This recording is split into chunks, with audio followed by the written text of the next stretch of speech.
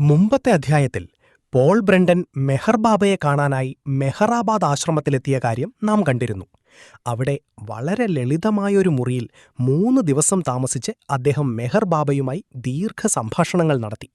യാത്ര തിരിക്കുന്ന സമയത്ത് നാസിക്കിലുള്ള പ്രധാന ആശ്രമത്തിൽ വീണ്ടും എത്താമെന്ന് ബ്രണ്ടൻ മെഹർ ബാബയ്ക്ക് വാഗ്ദാനം നൽകുകയും ചെയ്തു. അതിനുശേഷം ഇന്ത്യയിലെ വിവിധ ആത്മീയ കേന്ദ്രങ്ങളും സന്യാസിമാരെയും സന്ദർശിച്ച ബ്രണ്ടൻ ഒടുവിൽ നാസിക്കിലെ ആശ്രമത്തിലെത്തി. കുറച്ചു ദിവസങ്ങൾ അവിടെ താമസിച്ച് മെഹർ ബാബയെ കൂടുതൽ അടുത്തറിയണമെന്നായിരുന്നു അദ്ദേഹത്തിന്റെ ആഗ്രഹം. എന്നാൽ ദിവസങ്ങൾ കടന്നുപോകുമ്പോൾ തന്റെ ചോദ്യങ്ങൾക്ക് വ്യക്തമായ മറുപടി ലഭിക്കുന്നില്ലെന്നും മെഹർ ബാബ പലപ്പോഴും തന്റെ സംശയങ്ങളെ ഒഴിവാക്കുകയാണെന്നും ബ്രണ്ടന് തോന്നി. ഈ അനുഭവങ്ങൾ അദ്ദേഹത്തിനുള്ളിൽ ക്രമേണ നിരാശയും ആശയക്കുഴപ്പവും സൃഷ്ടിച്ചു. ഇനി നമുക്ക് പുസ്തകത്തിലേക്ക് കടക്കാം. ആഗ്രയിൽ നിന്ന് നാസിക്കിലേക്കുള്ള യാത്ര നീണ്ടതായിരുന്നു. എന്നാൽ ആ യാത്രയെക്കുറിച്ച് നീണ്ട വിവരണം നൽകാതെ എന്റെ സഞ്ചാരങ്ങളുടെ കഥ ഇവിടെ ചുരുക്കി അവസാനിപ്പിക്കാം. കാലചക്രം തന്റെ വഴിയിൽ മുന്നോട്ട് നീങ്ങിക്കൊണ്ടിരിക്കുന്നു. അതിന്റെ ചക്രത്തിൽ ഞാൻ വീണ്ടും ഇന്ത്യയിലൂടെ സഞ്ചരിക്കുമ്പോൾ ഒരിക്കൽ കൂടി മെഹർ ബാബയെ കാണാൻ പോകുന്നു. സ്വയം പുതിയ മിശിഹ എന്നു പ്രഖ്യാപിച്ച പാർസി ആത്മീയ വ്യക്തി. പക്ഷേ ഈ യാത്രയ്ക്ക് ഞാൻ വലിയ ആവേശത്തോടെയല്ല രണ്ടാമത്തെ പ്രാവശ്യം പോകുന്നത്. സംശയങ്ങൾ മനസ്സിനെ ചുട്ടിപ്പിടിച്ചിരിക്കുകയാണ്. അദ്ദേഹത്തിന്റെ അടുത്ത് ചെലവിടുന്ന സമയം വെറുതെയാകുമെന്നൊരു ആന്തരിക ബോധം ശക്തമായുണ്ട്. മെഹർബാബ നല്ലവനും സന്യാസജീവിതം നയിക്കുന്നവനുമാണെന്ന് തോന്നുന്നുവെങ്കിലും തന്റെ മഹത്വത്തെക്കുറിച്ചുള്ള ചില വലിയ തെറ്റിദ്ധാരണകളിൽ അദ്ദേഹം കുടുങ്ങിയിരിക്കാമെന്ന് ഞാൻ കരുതുന്നു. യാത്രക്കിടയിൽ അദ്ദേഹത്തിന്റെ അദ്ഭുത ചികിത്സകളെന്നു പറയപ്പെടുന്ന ചില സംഭവങ്ങൾ ഞാൻ അന്വേഷിച്ചു. ഒരു കേസിൽ അപ്പൻഡിസൈറ്റിസ് രോഗം അദ്ദേഹത്തിന്റെ അനുഗ്രഹത്താൽ മാറിയെന്നു പറയപ്പെട്ടു. എന്നാൽ പരിശോധിച്ചപ്പോൾ അത് സാധാരണ ദഹനപ്രശ്നം മാത്രമാണെന്നു ഡോക്ടർ കണ്ടെത്തി. മറ്റൊരു കേസിൽ ഒരാളുടെ പല രോഗങ്ങളും ഒരു രാത്രിയിൽ മാറിയെന്നു പറഞ്ഞിരുന്നു. പക്ഷെ യാഥാർത്ഥ്യം ചെറിയ വീക്കം മാത്രമായിരുന്നു. ഇതെല്ലാം കാണുമ്പോൾ ശിഷ്യന്മാർ അവരുടെ ഗുരുവിനെക്കുറിച്ച് അമിതമായ വിശ്വാസത്തോടെ കഥകൾ വളച്ചൊടിക്കുന്നതായി തോന്നി. അദ്ദേഹം വാഗ്ദാനം ചെയ്ത അദ്ഭുതാനുഭവങ്ങളിൽ ഞാൻ വിശ്വാസം വയ്ക്കാത്തിരുന്നെങ്കിലും 1 മാസം അദ്ദേഹത്തിന്റെ സമീപത്ത് ചെലവിടാമെന്ന് ഞാൻ മുമ്പ് വാഗ്ദാനം ചെയ്തിരുന്നു. അതുകൊണ്ടുതന്നെ എന്റെ മനസ്സിന്റെ എതിർപ്പുകൾക്കുമപ്പുറം ഞാൻ നാസിക്കിലേക്കുള്ള ട്രെയിനിൽ കയറി. നാസിക്കിൽ ആധുനിക വീടുകളിൽ അദ്ദേഹം തന്റെ കേന്ദ്രം സ്ഥാപിച്ചിരുന്നു. 40ഓളം ശിഷ്യന്മാർ അവിടെ ചുറ്റി നടക്കുകയായിരുന്നു. ഞങ്ങൾ കണ്ടുമുട്ടിയപ്പോൾ അദ്ദേഹം എന്നോട് ചോദിച്ചു, "നിങ്ങളിപ്പോൾ എന്താണ് ചിന്തിക്കുന്നത്?" യാത്രയുടെ ക്ഷീണം മൂലം ഞാൻ ക്ഷീണിതനായിരുന്നു. എങ്കിലും ഞാൻ മറുപടി പറഞ്ഞു, "ഇന്ത്യയിൽ ഞാൻ കണ്ട അനേകം മിശിഹാക്കളെക്കുറിച്ചാണ് ഞാൻ ചിന്തിക്കുന്നത്." അദ്ദേഹം അതിൽ അതിശയിച്ചില്ല. തന്റെ രീതിയിൽ മറുപടി നൽകി, "അവർ സത്യസന്ധരാണെങ്കിൽ തെറ്റിദ്ധാരണയിലാണ്, അല്ലെങ്കിൽ അവർ മറ്റുള്ളവരെ തെറ്റിദ്ധരിപ്പിക്കുകയാണ്. ആത്മീയ പഥത്തിൽ ചിലരൊരു ഇടവഴിയിലെത്തി അതുതന്നെയാണ് അന്തിമ ലക്ഷ്യമെന്ന് തെറ്റായി കരുതുന്നു. അതാണ് പലപ്പോഴും ഞാനാണ് രക്ഷകൻ എന്ന ധാരണയിലേക്ക് നയിക്കുന്നത്."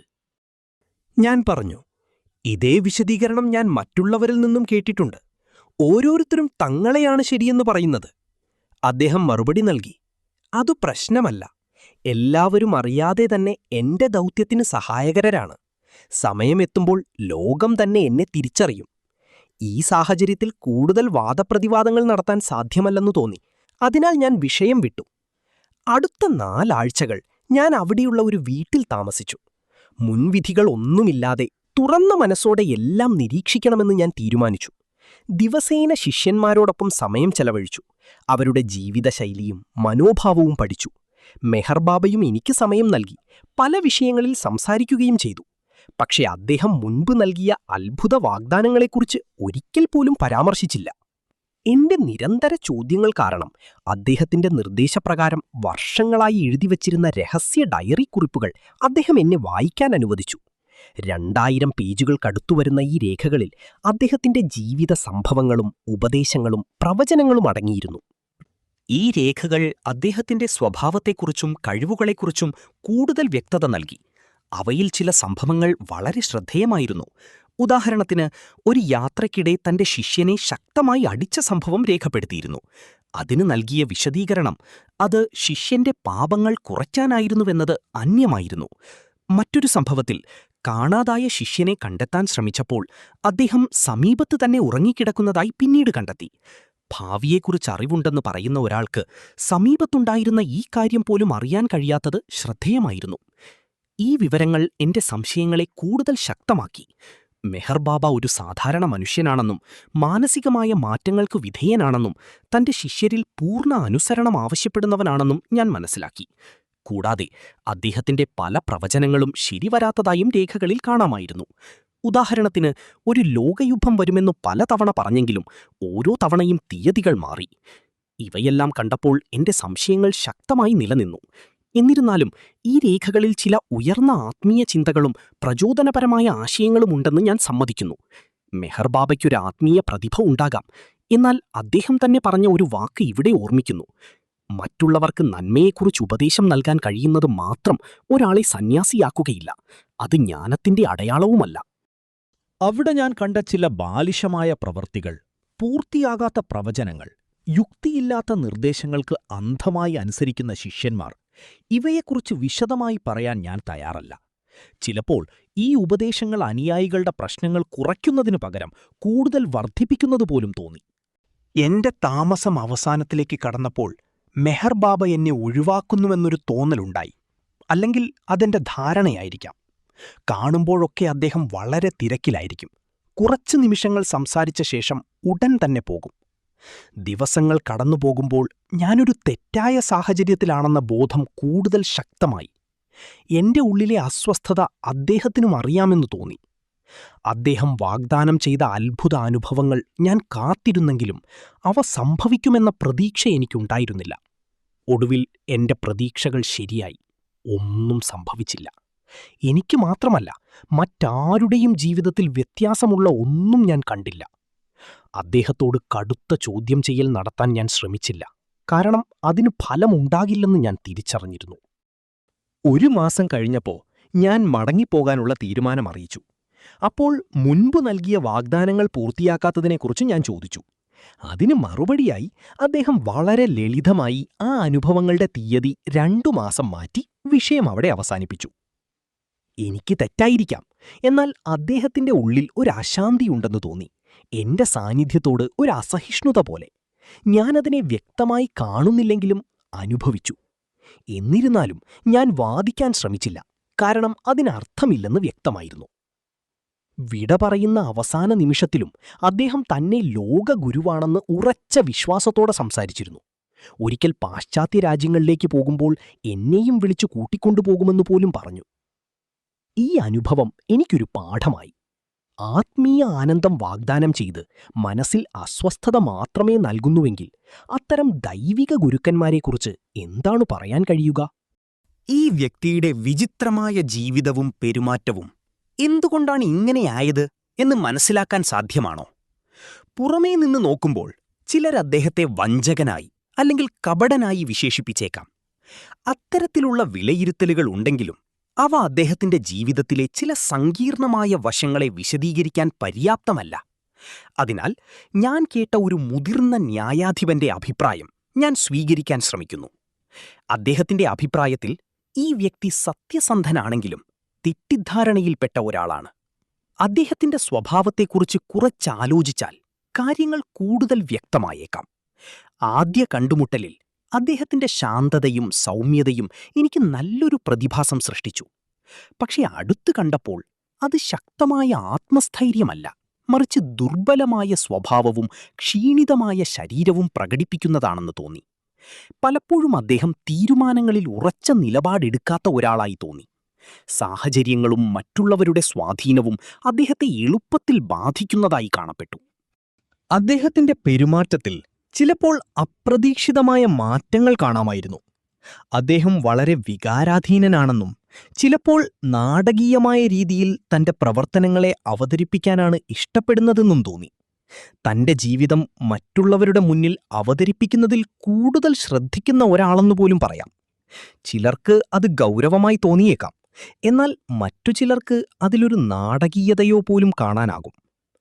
എന്റെ അഭിപ്രായത്തിൽ അദ്ദേഹത്തിന്റെ ജീവിതത്തിൽ ഒരു നിർണായക മാറ്റം സംഭവിച്ചത് ഒരു ആത്മീയ അനുഭവത്തിന്റെ പശ്ചാത്തലത്തിലാണ്. ആ അനുഭവം അദ്ദേഹത്തിന്റെ മാനസിക നിലയിൽ വലിയ സ്വാധീനം ചെലുത്തിയതായി തോന്നുന്നു.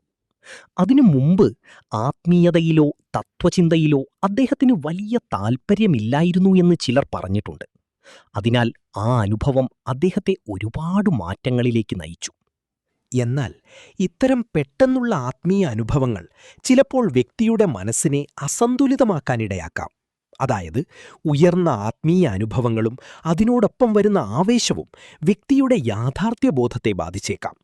ഒരു വശത്ത് അദ്ദേഹത്തിൽ കരുണയും ആത്മീയബോധവും കാണാമെങ്കിലും മറ്റു വശത്ത് തന്റെ മഹത്വത്തെ അതിരുകടന്ന് വിലയിരുത്തുന്ന പ്രവണതയും കാണാം. ഇത്തരത്തിലുള്ള അവസ്ഥയിൽ ചിലർ സ്വന്തം തന്നെ വളരെ പ്രത്യേക വ്യക്തികളായി കരുതാൻ തുടങ്ങും. ചിലപ്പോൾ അവർ തന്നെ മനുഷ്യരാശിയെ രക്ഷിക്കാൻ വന്നവരാണെന്ന് പോലും വിശ്വസിക്കും. ഇത് ആത്മീയതയുടെ ഭാഗമെന്നതിലുപരി മാനസികാവസ്ഥയുടെ ഒരു രൂപമായി കാണാനാവും. ചിലർ യഥാർത്ഥ ആത്മീയാനുഭവം നേടാൻ ആവശ്യമായ പരിശീലനവും നിയന്ത്രണവും ഒഴിവാക്കി എളുപ്പവഴികൾ തേടുന്നു. അത്തരം വഴികൾ പലപ്പോഴും തെറ്റിദ്ധാരണയിലേക്ക് നയിക്കുന്നു. യാഥാർത്ഥ്യവും ഭാവനയും തമ്മിലുള്ള വ്യത്യാസം അപ്രത്യക്ഷമാകുമ്പോൾ വ്യക്തി തന്റെ ചിന്തകളെ തന്നെ സത്യമെന്ന് കരുതാൻ തുടങ്ങും. എന്നിരുന്നാലും ഇവിടെയൊരു പ്രധാന വ്യത്യാസമുണ്ട്. ചിലർ തെറ്റായ മാർഗങ്ങളിൽ വീഴുമ്പോൾ അവരുടെ ജീവിതം കൂടുതൽ താഴ്ചയിലേക്ക് പോകാം. എന്നാൽ ഈ വ്യക്തിയുടെ കാര്യത്തിൽ അതിന്റെ ഉറവിടം ഒരു ആത്മീയ അനുഭവമായതിനാൽ അദ്ദേഹം ആ അതിരുകൾ കടന്നു പോകുന്നില്ലെന്ന് തോന്നുന്നു. അദ്ദേഹത്തിൽ ആത്മീയ ഗുണങ്ങളുണ്ടെന്നത് നിഷേധിക്കാൻ കഴിയില്ല: സ്നേഹം, സൗമ്യത, ആത്മീയ ബോധം എന്നിവ. എന്നാൽ അതോടൊപ്പം വ്യക്തിപരമായ മഹത്വത്തെ അതിരുകടന്ന് കാണുന്ന സ്വഭാവവും കാണാം. ഈ രണ്ടു വശങ്ങളും ഒരുമിച്ച് നിലനിൽക്കുന്നത് അദ്ദേഹത്തെ സങ്കീർണമായ വ്യക്തിത്വമാക്കുന്നു. അദ്ദേഹത്തിന്റെ ഉപദേശങ്ങളും പ്രവചനങ്ങളും എല്ലായ്പ്പോഴും യാഥാർത്ഥ്യമാകുന്നില്ല. വാഗ്ദാനങ്ങൾ പലപ്പോഴും പൂർത്തിയാകുന്നില്ല. അതിനാൽ അദ്ദേഹത്തിന്റെ വിശ്വാസ്യത ചോദ്യം ചെയ്യപ്പെടുന്നു. ഒരു ആത്മീയ ഗുരുവിന്റെ ജീവിതം തന്നെ അദ്ദേഹത്തിന്റെ സന്ദേശത്തിന്റെ പ്രതിഫലനമായിരിക്കണം. എന്നാൽ അത് വ്യക്തമായി കാണാത്തപ്പോൾ അദ്ദേഹത്തിന്റെ സന്ദേശം ആളുകളിൽ ശക്തമായി പ്രതികരിക്കില്ല. അദ്ദേഹത്തിന്റെ അനുയായികളെക്കുറിച്ച് പറയുമ്പോൾ അവർക്ക് ഈ കാര്യങ്ങൾ തിരിച്ചറിയാൻ എളുപ്പമല്ല. വിശ്വാസം ഒരിക്കൽ ഉറച്ചാൽ അത് മാറ്റുക ബുദ്ധിമുട്ടാണ്. പലപ്പോഴും അവർ ഗുരുവിന്റെ എല്ലാ പ്രവൃത്തികൾക്കും ഒരു രഹസ്യ അർത്ഥം കാണാൻ ശ്രമിക്കും. അതിനാൽ അവർ അന്ധമായി പിന്തുടരുന്നു. കിഴക്കൻ രാജ്യങ്ങളിൽ, പ്രത്യേകിച്ച് ഇന്ത്യയിൽ, ഒരു വലിയ മാറ്റം സംഭവിക്കാനിരിക്കുകയാണെന്ന ആശയം പലപ്പോഴും ഉയർന്നുവരുന്നു. ഈ പ്രതീക്ഷകളും വിശ്വാസങ്ങളും ചിലർക്ക് സ്വന്തം ജീവിതത്തിൽ പ്രത്യേക അർത്ഥം നൽകുന്നു. അതിനാൽ ഒരു വ്യക്തി തന്റെ അനുഭവങ്ങളെ അതിനോട് ബന്ധിപ്പിച്ച് താൻ വലിയൊരു ദൗത്യത്തിനായി ജനിച്ചതാണെന്ന് വിശ്വസിക്കുന്നത് അസ്വാഭാവികമല്ല. എന്നിരുന്നാലും ഒരു സത്യസന്ധ ആത്മീയ ഗുരു സാധാരണയായി ലാളിത്യവും വിനയവും പാലിക്കുന്നവനാണ്. അതിനാൽ അതിരുകടന്ന നാടകീയതയും സ്വയം പ്രഖ്യാപനവും ചോദ്യം ചെയ്യപ്പെടേണ്ടതാണ്. ഈ ദീർഘമായ അനുഭവത്തിന്റെ അവസാനം ഒരു കാര്യം ഞാൻ സമ്മതിക്കുന്നു: അദ്ദേഹത്തിന്റെ ചില വാക്കുകൾ ഉന്നതവും പ്രചോദനപരവുമാണ്. എന്നാൽ ആത്മീയതയിൽ നിന്നും മാറി വ്യക്തിപരമായ മഹത്വത്തെക്കുറിച്ച് സംസാരിക്കാൻ തുടങ്ങുമ്പോൾ ജാഗ്രത പുലർത്തേണ്ട സമയമാണത്. അത്തരത്തിൽ മനുഷ്യരാശിയെ നയിക്കേണ്ട ഒരാൾ തെറ്റിദ്ധരിപ്പിക്കുന്ന ഒരാളായി മാറാൻ സാധ്യതയുണ്ട്. മെഹർ ബാബയുടെ വിചിത്രമായ ജീവിതവും അതിശയകരമായ പെരുമാറ്റവും എങ്ങനെ വിശദീകരിക്കാമെന്ന ചോദ്യം ഇന്നും പലരെയും ചിന്തിപ്പിക്കുന്നതാണ്. കാലം കടന്നുപോയിട്ടും അദ്ദേഹത്തിന്റെ ആത്മീയ പ്രഭാവം ഇന്ത്യയുടെ അതിർത്തികൾ കടന്ന് പാശ്ചാത്യ ലോകത്തേക്കും വ്യാപിച്ചു. യൂറോപ്പിലും അമേരിക്കയിലും അദ്ദേഹത്തെ ചുറ്റിപ്പറ്റി ഒരു പുതിയ അനുയായി സമൂഹം രൂപപ്പെടാൻ തുടങ്ങി. അദ്ദേഹം തന്റെ മൗനം ഒരു ദിവസം അവസാനിപ്പിക്കുമ്പോൾ ലോകത്തെ മാറ്റിമറിക്കുന്ന സംഭവങ്ങൾ നടക്കുമെന്ന വാഗ്ദാനം തുടർന്നും ആവർത്തിച്ചു. ഇംഗ്ലണ്ടിലേക്ക് അദ്ദേഹം പലതവണ യാത്ര ചെയ്തു. ഫ്രാൻസ്, സ്പെയിൻ, തുർക്കി എന്നിവിടങ്ങളിലും അദ്ദേഹത്തിന് അനുയായികൾ ലഭിച്ചു. 2 തവണ അദ്ദേഹം പേർഷ്യയിലേക്കും പോയി. പിന്നീട് പുരുഷന്മാരും സ്ത്രീകളും ഉൾപ്പെട്ട സംഘത്തോടൊപ്പം അമേരിക്കയിലൂടെ അദ്ദേഹം നടത്തിയ യാത്ര വലിയ ശ്രദ്ധ നേടി. ഈ ഭാഗം ഇവിടെ അവസാനിക്കുന്നു. നിങ്ങളുടെ അഭിപ്രായങ്ങൾ കമന്റ് ബോക്സിൽ ഷെയർ ചെയ്യുമല്ലോ. കൂടുതൽ ആത്മീയ വീഡിയോകൾക്കായി ചാനൽ സബ്സ്ക്രൈബ് ചെയ്യണേ. അടുത്ത വീഡിയോയിൽ കാണാം.